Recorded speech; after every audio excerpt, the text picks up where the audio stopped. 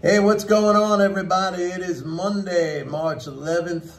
Beautiful day out here in Southern California, and I'm really enjoying it. So the video I'm going to make today, I think it's going to be uncomfortable for some of you. And the reason I say that is I've been reading some of the comments that are being left on my videos. And before I even get into that, let me just say that what I try to bring here on the channel is obviously an understanding of MMT, but what that really is like a concise understanding of the monetary system, how it functions. I try to explain and also to show how the mainstream view of economics, of the monetary system, of the economy, of monetary policy, of fiscal policy. I mean, it's completely wrong when viewed through the prism of mainstream economics. I mean, they have everything wrong, and it's really, the reason for that is their thinking is still based on kind of like a gold standard or some kind of a fixed exchange rate regime, which we don't have anymore. So whenever they make their forecasts, it's going to turn out to be wrong because the basis for their understanding is flawed. It's just, you know, it's completely backward. And they never, even though they see that the results don't pan out to what they had expected, they never go back to re-examine their theories. But anyway, that's what I try to bring you. I talk about, you know, insights that I have developed uniquely, and that is with the fiscal flows, etc. So I try to provide you with tools to understand the economy, and then from the economy, you should be able to make pretty accurate predictions on the market. Sometimes those predictions can even be kind of distilled down almost into very short-term time frames. But in general, I like to stick with the macro picture because it's in that macro context when all these fundamentals basically play out over time. But what I want to talk about today is something else, and that is behavior.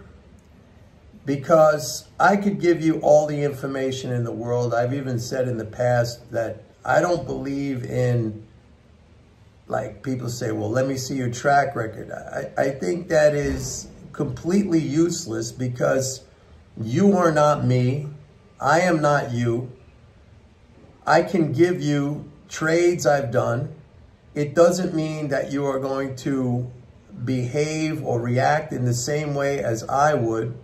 You know, everybody is an individual. They have different levels of risk tolerance. They have different emotional makeups.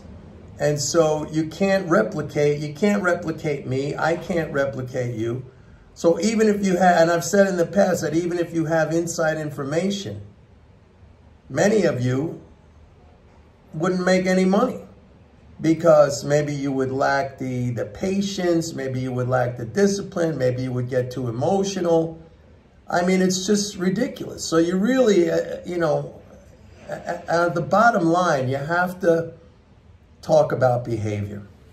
And one of the things I see on here, you know, the comments are very elucidating. They're very instructional. Like I can read the comments and I see people's frame of mind. I see their character. I see their traits. And I've been noticing a lot of, I don't know how to say it, just kind of like resignation and sarcasm and cynicism. It's very negative emotions. Like when I talk about, for example, let's just use the example of fiscal flows. When I say that the government is spending over $7 trillion, and I keep telling you that given that reality, there's no way we're going to have a recession. Now, it's possible that that could translate into higher inflationary pressures, although I've said in the past, like, you'd have to convince me that the profit motive is either dead or there's something precluding the private sector from meeting the demand of higher fiscal transfers. You know, what that would lead to in terms of more demand for goods and services.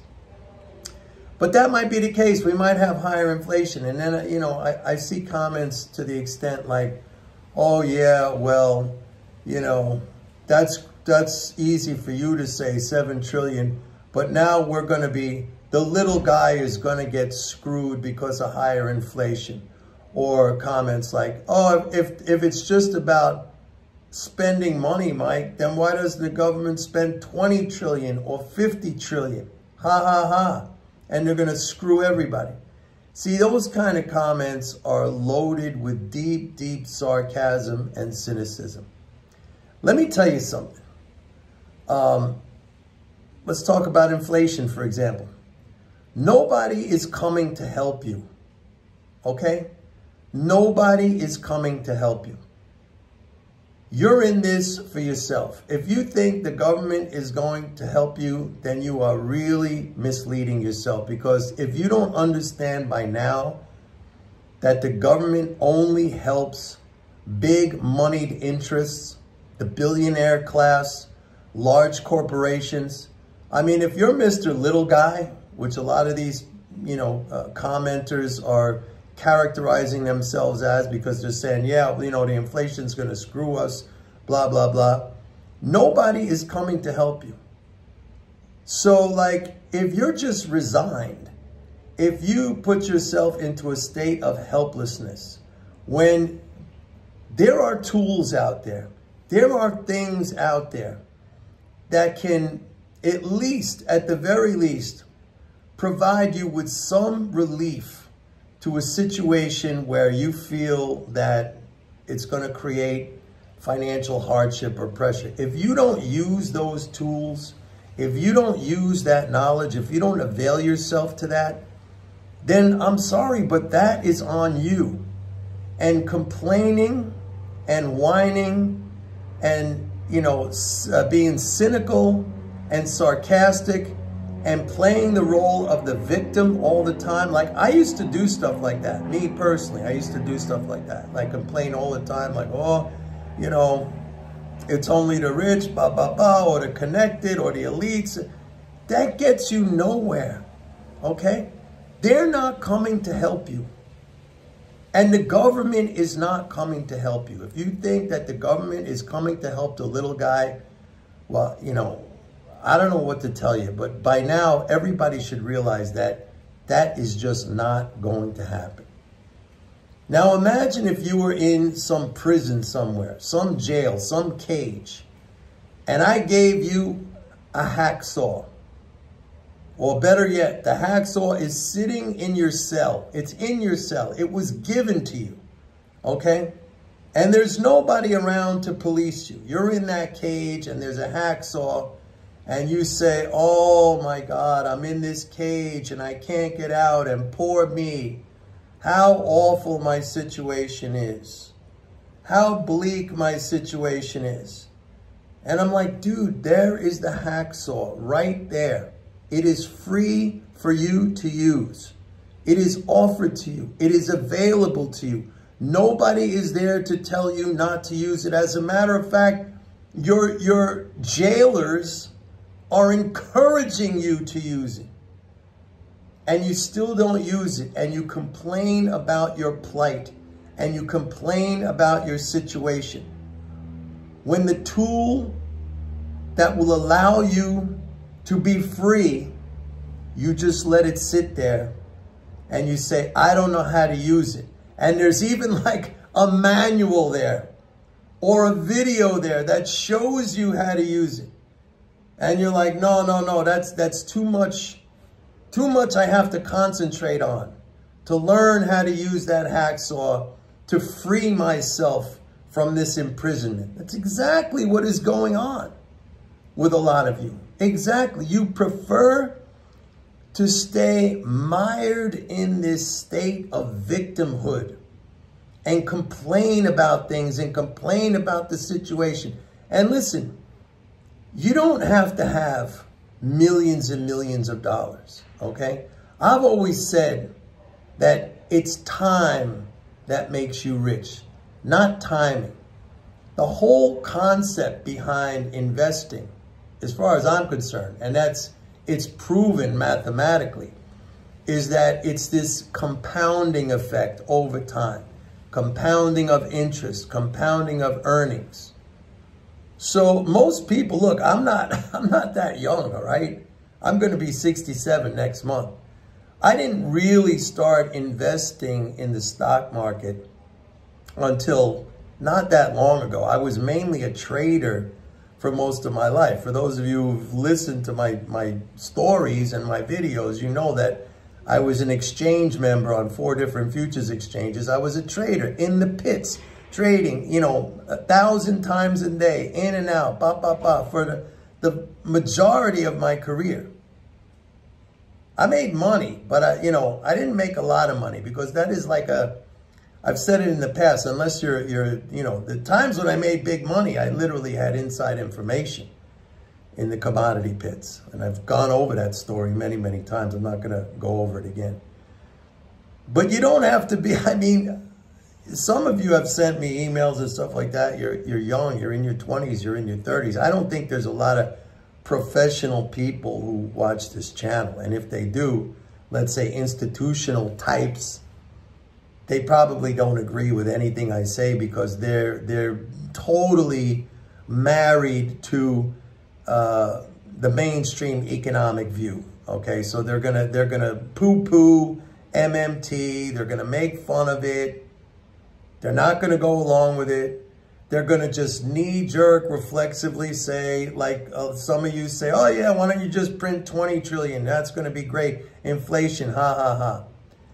How many times have I said that you can protect yourself at least somewhat? You have to take action. You have to be proactive about your own life. I'm going to say it again. Nobody is coming to save you. Nobody is coming to save you.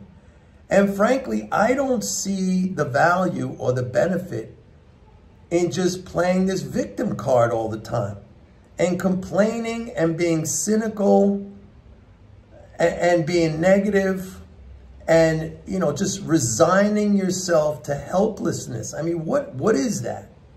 What is that? Try to develop some strength. Try to develop some stand up for yourself, moxie.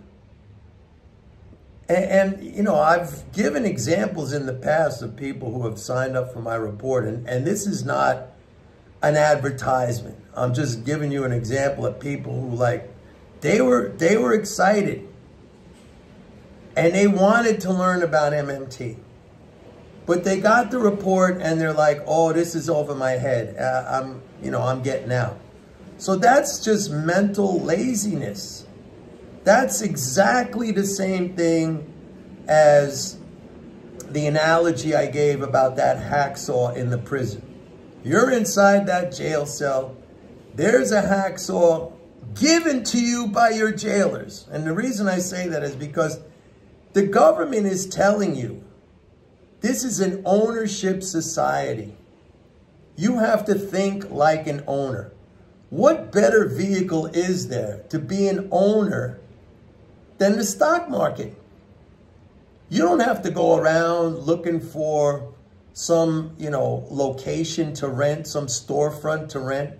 You don't have to buy equipment. You could do all of that. You could go through all of that work to set up your own business, get customers, advertise, equip a facility, whatever that's going to be, whether you're opening up a coffee shop or a factory, you can definitely do that. That's ownership too. But what better vehicle than the stock market? It's the most simplistic, and every time you buy a stock, even one share, you are maybe a small, but a partial, but a small owner of that business. It is a fantastic, fantastic wealth creating mechanism. And you'll see that over time, once you start doing it, it's fun. It really is. I mean, most people like going shopping. I mean, generally guys don't like going shopping, but if they're going shopping for stuff they like, let's say you're going shopping for a fancy car or, you know, sporting goods or something like that. I mean, that's fun, right? You like fishing, you're gonna go to Bass Pro Shops, get a new rod and reel. Or you like hunting, you're gonna go get a new rifle or something like that. I mean, that's fun, right? But this becomes the same exact thing. You know, that's a dopamine rush. It's fantastic. But yet, there you guys are with this negative frame of mind, playing the helpless individual. Oh, woe is me. Look at me, I have to pay more for groceries. When there are the tools right there. Okay, maybe it's not going to eliminate. Nobody said necessarily, and I'm not trying to say necessarily that this is the magical solution that's going to cure your financial hardships if you're going through it. But it's something. And isn't something better than nothing? I mean, the very fact of just learning something new, of educating yourself, that right there raises you to a new level. That opens up doors for you. You shouldn't push that stuff away because it's a little bit confusing in the beginning and you don't want to devote the effort. And if that's your reaction to it, then you deserve to be in that victimized position. You deserve that. I mean, you are allowing yourself to be helpless when there's really no need to put yourself into that situation. I mean, you're just like everybody else. People learn stuff. People learn stuff, new stuff all the time. But you're saying, no, I cannot, I do not want to expend one iota of effort, one incremental, increase in effort on my part. I'd rather sit here and complain about my situation and say, and be cynical and be negative and be sarcastic. And every time something happens, just to whine about it and complain about it. I mean, do you really think they're going to come to help you? Nobody is coming to help you. I'm telling you this right now. I'm trying to help you people. And I still get people here, which it's like, it's crazy to me. It's unfathomable to me that when I read some of these comments, which are so sarcastic, all I'm trying to do is convey information. This is the tool, that hacksaw, okay? The analogy I used, the metaphor. That hacksaw, I'm giving it to you. I'm giving it to you with instructions. And you're like, I got this jail cell, oh my God, I can't get out of it. Here is the way to get out of it, okay? Or at least here is the beginning of the way to get out of it. And still, it's like, it's no good. So, I mean, everybody is different. I don't expect that this is going to change anybody. There are a lot of people who do like motivational speaking and stuff like that. Not that that was my intention. My intention is always like to educate on economics and the financial system and MMT and stuff like that and the markets. But again, I go back to the original thing I said. If the behavior is not there, like you could have all the information in the world, right? There's that hacksaw, there's all the tools, there's a drill, there's some C4 explosives if you want to blow the doors off the prison. But it's like, no, I can't touch that stuff. I'm in here, look at me in here. Nobody's paying attention to you in there because you've been given, you've been offered the tools to get out, and you still say. Think about it. Just think about it. The first step is here. It's the mental, it's the attitude. That's the first step. You know, how many times have I talked about people who are searching for this magical system, the system fairy, I call it, where they think there's some magical system where they're not going to have to do anything, and that system is going to take them to vast riches and wealth without any kind of stress or hardship or anything else like that. It's going to carry them there in a bed of soft cotton.